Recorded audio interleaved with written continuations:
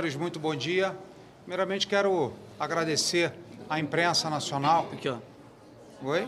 O microfone. Perdão. Primeiramente, eu quero agradecer à imprensa nacional por cobrir essa ação de senadores e deputados, visto que nós estamos em recesso parlamentar. Nós estamos representando aqui uma média de 17 senadores, outros estão em viagem, não conseguiram subscrever, mas se comprometeram em fazê-lo, e aproximadamente 70 a 80 deputados federais, que em seguida o Carlos Jordi vai fazer a sua exposição. Senhoras e senhores, hoje, 19 de julho de 2023, nós, senadores e deputados, apresentaremos um pedido de impedimento do ministro Luiz Roberto Barroso, na Secretaria-Geral da Presidência do Senado. E apesar de várias outras tentativas e pedidos dessa natureza não terem sido acatados anteriormente pelos presidentes dessa Casa, os fatos cronológicos que descrevemos nessa ação, somada à manifestação pública dessa mesma tribuna pelo senador Rodrigo Pacheco, torna essa ação a primeira com a resignação e desaprovação pública por parte do Senado Federal.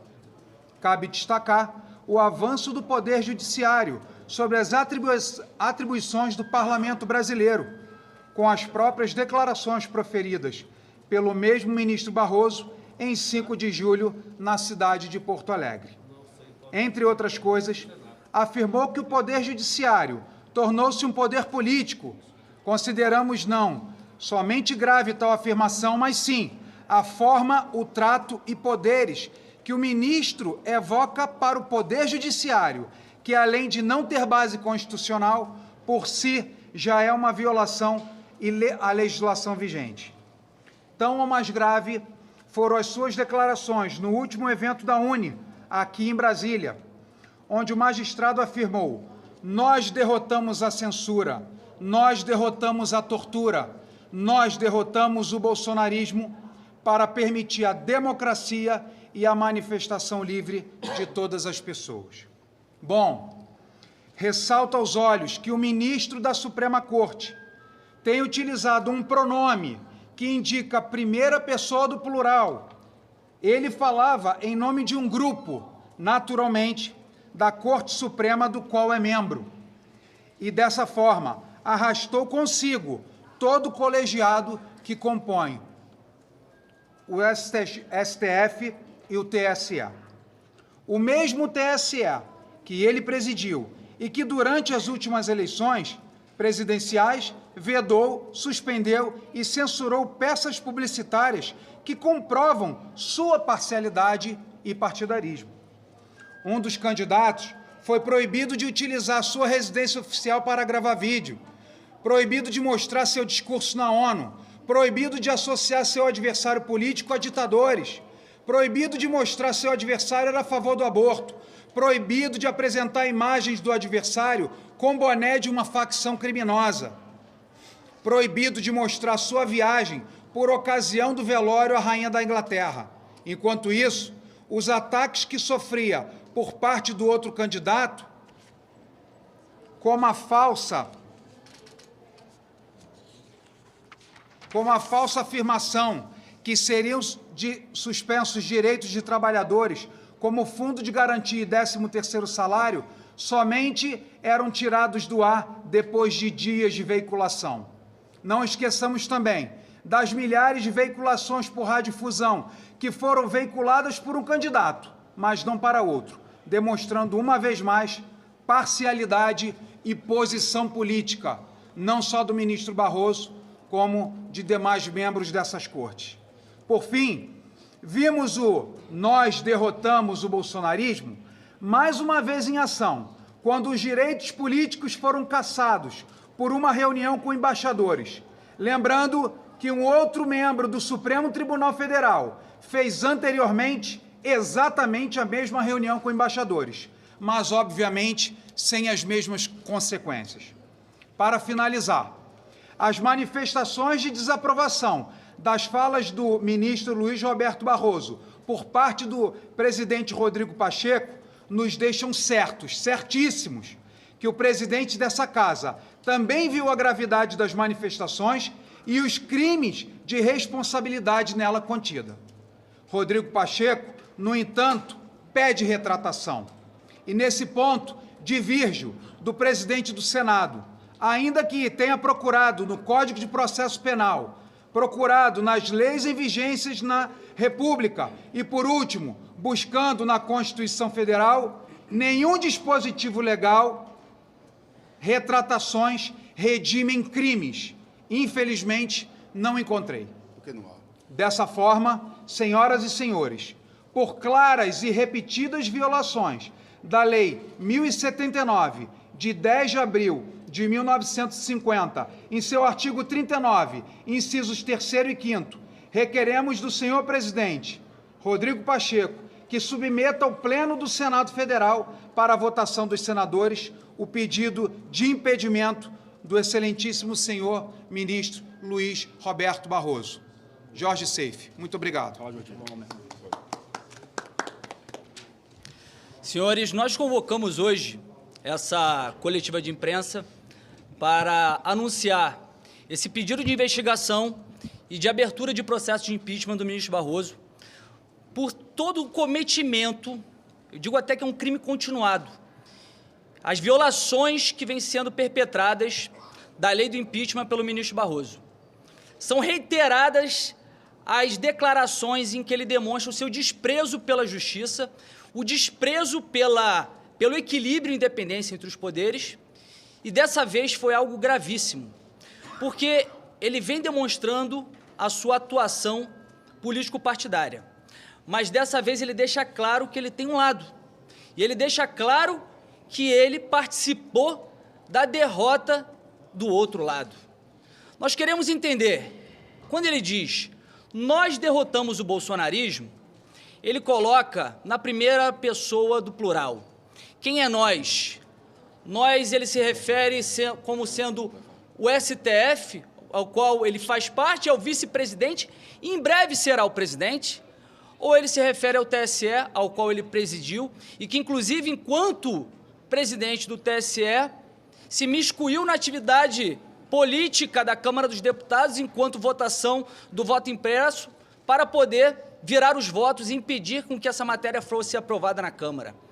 Recentemente, também, Barroso disse que o STF se tornou um poder político e, obviamente, que isso conflita com a lei do impeachment e a nossa Constituição, que deixa claro que é vedado, é crime de responsabilidade o ministro do Supremo praticar, exercer atividade político-partidária. E agora queremos entender também, se quando ele diz nós, ele está se referindo ao outro lado, o lado vencedor, o lado ao qual hoje está na presidência da República. Ele estava num evento político, um evento da UNE, ao lado de um membro do governo, que é o ministro da Justiça, Flávio Dino, ao lado de um governista, que é o deputado Orlando Silva, e fez aquela declaração infeliz em que fere de morte a lei do impeachment, a lei 1079 de 1950, fere de morte a nossa Constituição, fere de morte a nossa democracia.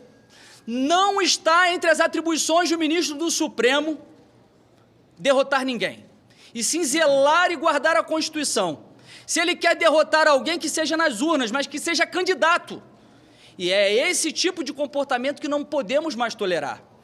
Todas as vezes que nós vimos alguma violação da lei do impeachment e da nossa Constituição por parte de Barroso, nós o denunciamos. E nós sabemos que o presidente Rodrigo Pacheco, muitas vezes, não quer entrar em atritos, não quer entrar numa crise institucional, mas hoje já está deflagrada essa crise institucional por parte do ministro Barroso, em que ele demonstra o seu desrespeito com a justiça, o seu desrespeito com a democracia, o seu desrespeito com a Constituição, o seu desrespeito com a nossa República e interferindo nos demais poderes. Por isso que, dessa vez, é um fato notório, é um fato cristalino, o seu crime de responsabilidade, de exercício de atividade político-partidária, e por isso nós, 70 deputados, subscrevemos esse pedido. São 13 senadores, nós estamos em recesso, por isso que não temos aqui muitos outros parlamentares, mas todos estão imbuídos nessa tarefa, não contra um ministro, mas sim para resgatar a nossa democracia, para resgatar o equilíbrio e independência entre os poderes, que, como diz a nossa Constituição, que está tão entrelaçado esse dispositivo constitucional. E por isso precisamos resgatá-lo. Por isso aqui rogamos ao presidente Rodrigo Pacheco que possa abrir essa investigação, dessa vez não engavetar esse pedido de impeachment, porque da forma que está, haverá uma hipertrofia de poderes tão grande por parte de Barroso, que hoje ele já tem certeza da sua impunidade ao falar algo desse nível, dessa gravidade, e que caso não haja uma ação enérgica, a letra da lei, porque não cabe retratação para corrigir, para reparar um grave crime de responsabilidade como esse. E se não fizermos nada, será, de fato, o atestado de que no Brasil o crime compensa até mesmo para um ministro do Supremo. E por isso aqui rogamos que ele possa aceitar esse nosso pedido para que possamos voltar à normalidade democrática e restabelecer o equilíbrio entre os poderes. Muito obrigado.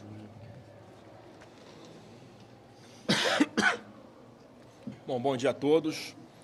Não é com alegria que nós estamos fazendo isso aqui hoje, protocolando esse pedido de impeachment do ministro Barroso, só que infelizmente não dá mais. É preciso traçar uma linha do que é republicano, do que é democrático, do que é correto, para que fez o ministro Barroso. E todos, eu tenho certeza, entenderão, até o ministro Barroso, esse nosso pedido de impeachment aqui hoje. O que ele fez foi só verbalizar aquilo que milhões de brasileiros observaram nos anos de governo Bolsonaro, durante o processo eleitoral e após o processo eleitoral, com essa covardia ilegal e arbitrária que foi feita com Bolsonaro de deixá-lo inelegível, sem nenhum fundamento. E eu quero compartilhar com vocês aqui hoje algo que eu não costumo falar muito em público, mas eu, pessoalmente, nos 4 anos de governo Bolsonaro, trabalhei incansavelmente para distensionar relações do governo com o Supremo. Perdi a conta de quantas vezes eu tive reunido com ministros do Supremo para mostrar o lado, a cabeça do presidente Bolsonaro, tranquilizá-los de que não havia nenhuma tentativa de ruptura de nada, que ele só queria paz para governar, algo que ele não teve nos seus 4 anos. Eu nunca havia assinado um pedido de impeachment de ministro Supremo. Eu fui contra, sim, é importante trazer isso a público também, a CPI da Lava Toga, porque qual presidente da República que quer uma CPI aberta durante seu mandato? Nenhum. E uma CPI que não tinha um objeto bem definido, uma CPI que jamais seria instalada, e uma CPI que seria, sim, uma declaração de guerra do governo contra o Supremo Tribunal Federal, o que eu não concordo, nunca concordei com esse tipo de ataque a instituições, e coisa que o presidente Bolsonaro também nunca fez. Então, eu sou testemunha de que isso tudo foi tentado. E a foto que nós vemos hoje do que fez o ministro Barroso é horrorosa. Mas o filme de tudo que ele já vinha fazendo nos últimos anos é de terror. Ele veio para dentro do Congresso Nacional para trabalhar contra aquela PEC do voto eletrônico com comprovante impresso. Com qual objetivo? Tudo que foi dito aqui já das intervenções públicas do ministro Barroso contra o Bolsonaro. Minhas matérias aqui, para não dizer que eu estou fazendo fake news, a participação daquele evento nos Estados Unidos sobre como se livrar de um presidente, aquela outra na Brasil Conference, em que uma deputada, atacando o Bolsonaro, passa a palavra para Barroso e ele se coloca como sendo do lado dos poderosos do bem, contra, na cabeça dele, o lado do mal, que seria o presidente Bolsonaro, e com que legitimidade o Barroso assume agora a presidência do Supremo? Com que moral Barroso vai assumir a presidência do Conselho Nacional de Justiça, o CNJ, para punir magistrados que, porventura, tenham feito manifestações político-partidárias, como a que ele fez? Eu faço questão de ler aqui a resolução do CNJ de 2019, para exatamente traçar ali um perímetro do que pode ou não pode fazer o magistrado. É a resolução 305 de 2019, que é exatamente o CNJ dizendo que o magistrado, estendendo ao plano virtual aquilo que os magistrados já eram vedados de fazer no plano material, vamos colocar assim. E diz lá o artigo 4º, constituem condutas vedadas aos magistrados nas redes sociais.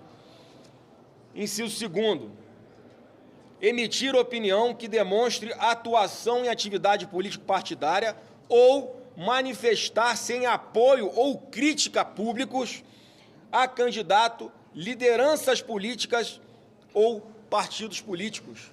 Com qual clima ele vai assumir o CNJ?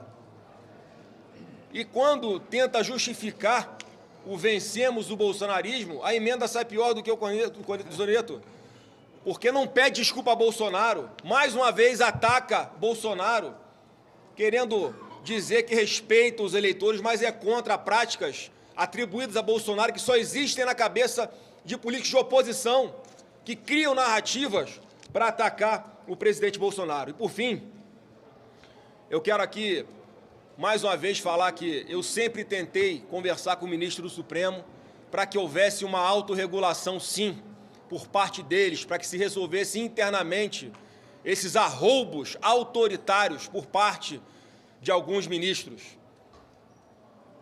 E agora uma parte da imprensa, inclusive, começa a repercutir dessa forma, inclusive perguntando, né, já que alguns ministros se acham salvadores da democracia por terem atacado e trabalhado contra Bolsonaro, quem vai nos salvar dos nossos salvadores? E é por isso que chegamos a esse ponto aqui hoje de ter que formalizar o impeachment de um ministro do Supremo Tribunal Federal, repito, sem nenhuma satisfação, sem nenhuma alegria. Mas os remédios que foram usados e continuam sendo usados para supostamente defender a democracia, arrombaram a nossa democracia.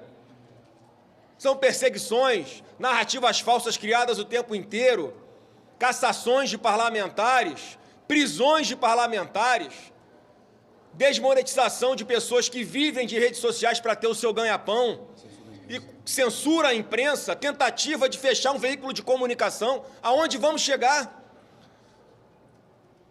Então, eu quero fazer aqui um chamado a todos os ministros e políticos sensatos que de verdade querem buscar uma pacificação desse país, que não vai se fazer com impeachment de ministro, vai se fazer com o encerramento desses inquéritos que são buracos negros, aberrações jurídicas, que puxam para dentro, enquanto estão abertos há anos, novos fatos, conforme a conveniência de um ministro do Supremo Tribunal Federal. A pacificação passa pelo encerramento desses inquéritos, a pacificação passa por nós aqui no Congresso, sim, para satisfazer a suspeita e a desconfiança de milhões de brasileiros que esses remédios não foram suficientes para impedir que eles pensassem ou desconfiassem do processo eleitoral. A gente tem, sim, que discutir e botar em plenário para votação a PEC que implemente o voto digital com o comprovante impresso urgentemente, porque senão teremos sucessivas eleições em que os eleitores vão continuar desconfiando, queiramos ou não. E toda a dificuldade que foi criada para tentar impedir que esse assunto avançasse gerou ainda mais desconfiança na população, como nós cansamos de alertar. Sempre buscamos camadas de segurança e transparência para o processo eletrônico, que não é de agora, não é dessa eleição, não é de 2018. Desde 1999, até José Dirceu já dizia isso. E, no entanto, hoje nós vemos a perseguição ao Bolsonaro por ter defendido isso. Até a Flávia Dino. Vários outros que hoje estão no governo já falaram isso sem sofrer sanção nenhuma. Então, como é que hoje temos uma PGR que quer identificar os milhões de seguidores do presidente Bolsonaro em redes sociais de maneira a constranger, a mais uma vez tentar fazer uma pescaria jurídica sem fato, sem fundamento nenhum, para constranger, investigar, tentar concluir essa narrativa de que o Bolsonaro tem algo a ver com o 8 de janeiro. Para milhões de brasileiros, a responsabilidade do 8 de janeiro é de ministros que tiveram atitudes como essas, de não buscar uma transparência em todo esse processo que eu citei aqui. É legítimo pensar assim? É legítimo. Qual o crime que tem nisso?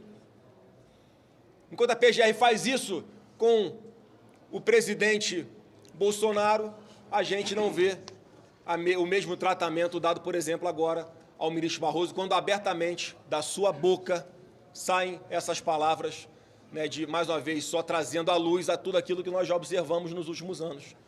Então, mais uma vez, quero lamentar, temos que chegar a esse ponto, mas é necessário, e eu espero, sinceramente, que o presidente do Congresso Nacional, o presidente do Senado, Rodrigo Pacheco, não sente em cima desse pedido de impeachment, que tem todo o fundamento, a população toda está entendendo, o Supremo está entendendo, o próprio ministro Barroso deve estar entendendo a razão de nós estarmos aqui hoje, porque ele passou de todos os limites.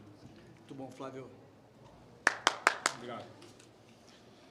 Bom dia a todos. Quero agradecer em especial a presença do líder da oposição, deputado federal do Estado do Rio de Janeiro, Carlos Jordi, do senador de Santa Catarina, Jorge Seif, do PL também, do senador Flávio Bolsonaro, do PL Rio de Janeiro, do professor Paulo, do Distrito Federal Republicano, a minha pessoa, deputado federal Cabo Gilberto Silva, do Estado da Paraíba, dos quase 100 deputados que assinaram e dos quase 15 senadores, que essa lista vai crescer bastante.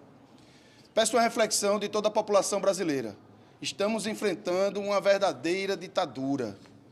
E não veio das armas, não veio dos tanques, veio, infelizmente, de uma grande parte do Poder Judiciário, das altas cortes. Falamos isso com tristeza. Basta observar o que aconteceu nos últimos anos nesse país, antes mesmo do presidente Bolsonaro assumir o poder do presidente da República.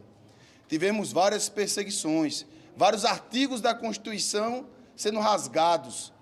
Uma hora, um ministro defende uma posição, em outra hora ele muda de posição, dependendo da sua conveniência.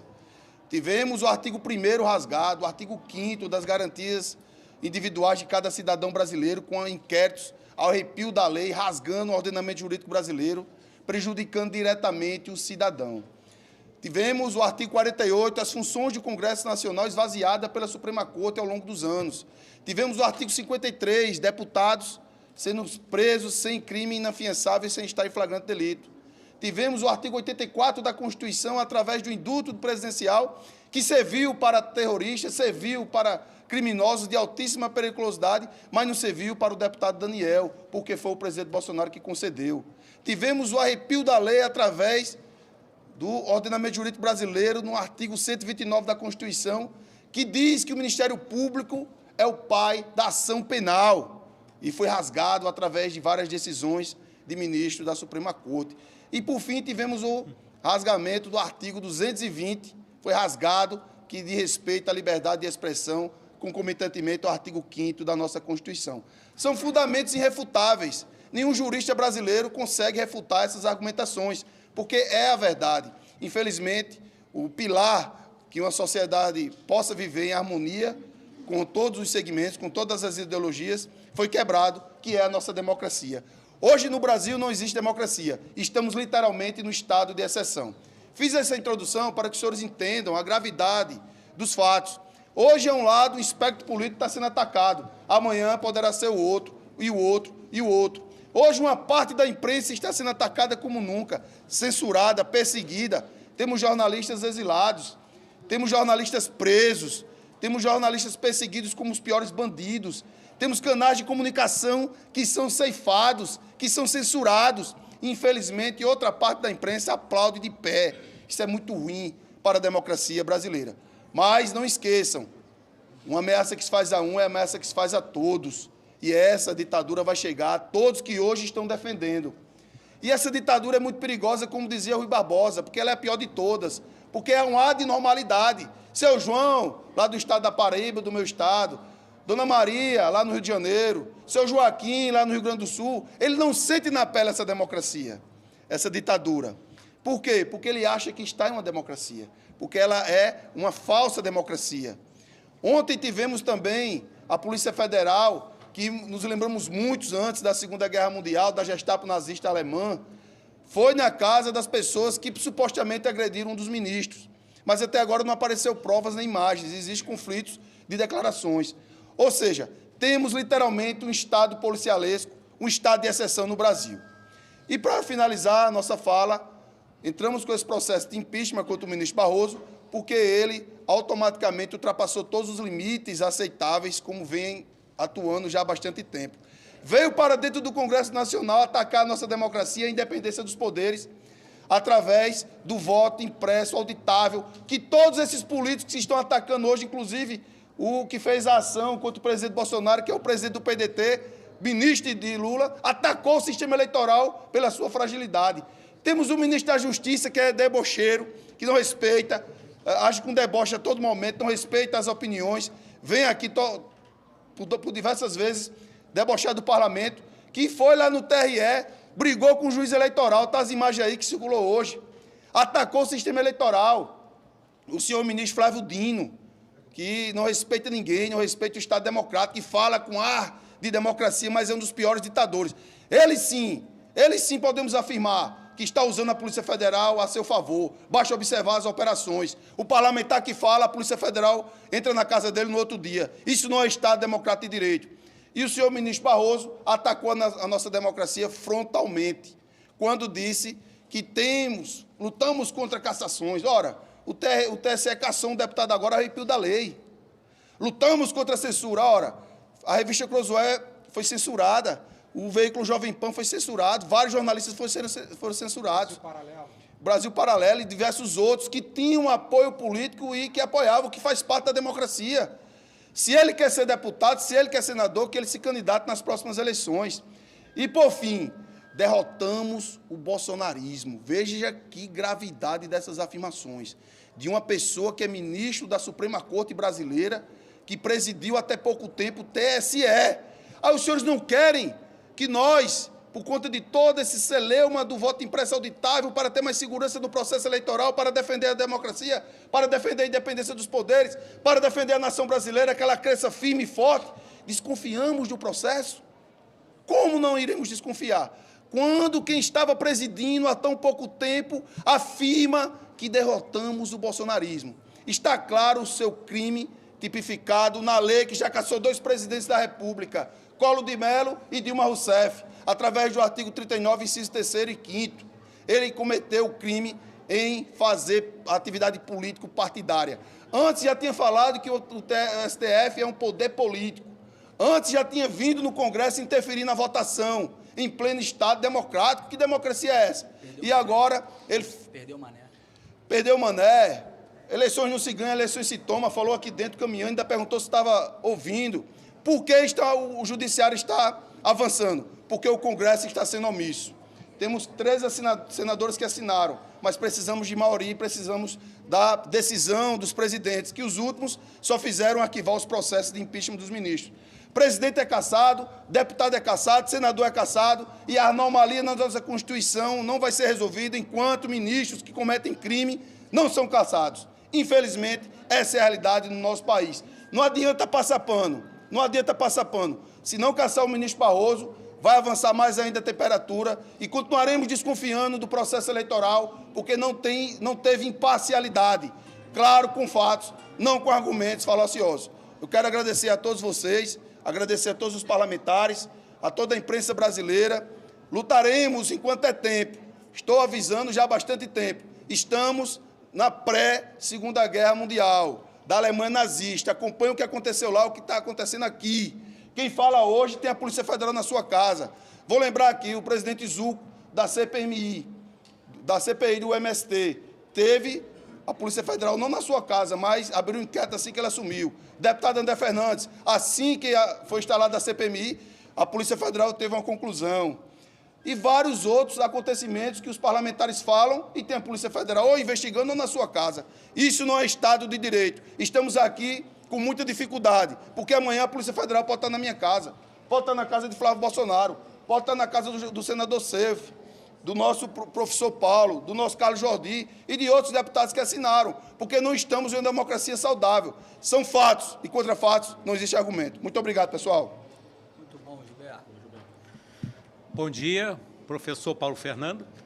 A lei do impeachment é uma lei 1079-1950, está vigorando há 73 anos, razão pela qual nós apresentamos 2 projetos de lei quando eu estava no exercício do mandato. O primeiro é o projeto 3286 e o segundo é o projeto 2462, que prevê o seguinte: caso o presidente da Câmara rejeite um pedido de impeachment contra o presidente da República, caso o presidente do Senado rejeite um pedido de impeachment contra o ministro Supremo, que caiba recurso ao plenário de cada casa. Ou seja, 1/10 dos deputados poderão recorrer e 1/10 dos senadores poderão recorrer.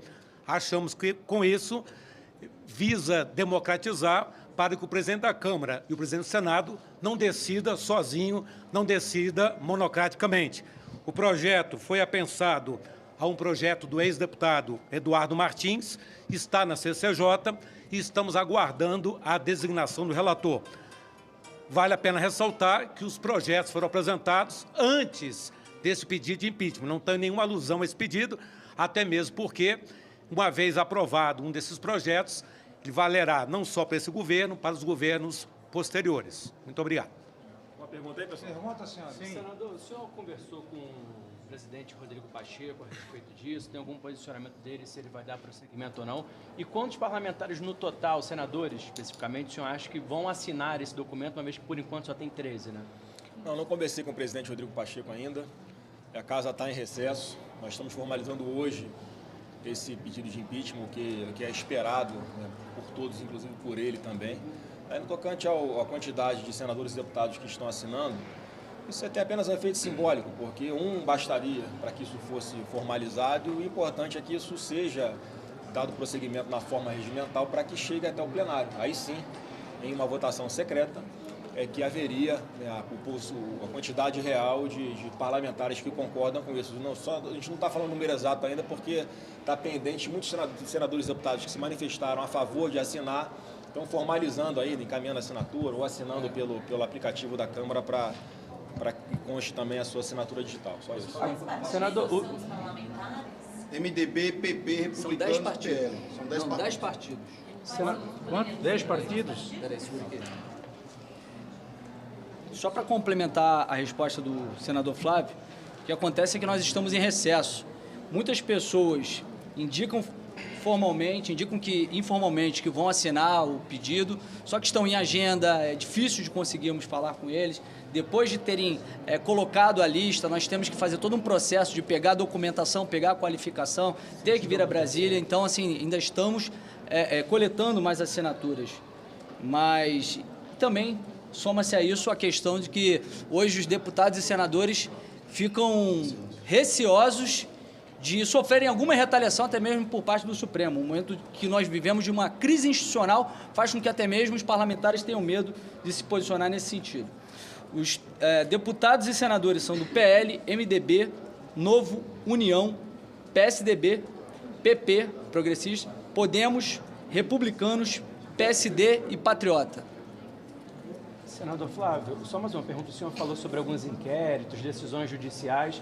Hoje o senador Marcos Duval vai prestar depoimento na Polícia Federal no inquérito que tem também o ex-presidente Jair Bolsonaro como investigado pelo aquele suposto plano de golpe de Estado. Queria saber do senhor se de alguma forma isso prejudica a imagem do presidente, qual a leitura política que o senhor faz desse inquérito da Polícia Federal, mais um inquérito que tem o ex-presidente Bolsonaro inserido na investigação. O que eu sei desse inquérito é que vocês tornaram público, né, numa reunião que não tratou de nada com coisa nenhuma e absolutamente nada aconteceu. Então, não acho que o desfecho disso vai ser o arquivamento, algo que não aconteceu, por exemplo, com o inquérito da Polícia Federal, aberto pela então presidente do TSE, Rosa Weber, em 2018, que logo após as eleições houve uma denúncia de que teria havido fraude nas urnas eletrônicas, e obviamente como tinha ganhado o presidente Bolsonaro, foi aberto um inquérito imediatamente, né, e em pouquíssimas semanas de investigação verificou-se que houve sim uma invasão hacker,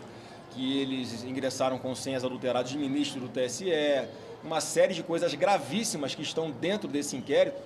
E é importante, eu queria mais uma vez fazer esse apelo à grande mídia.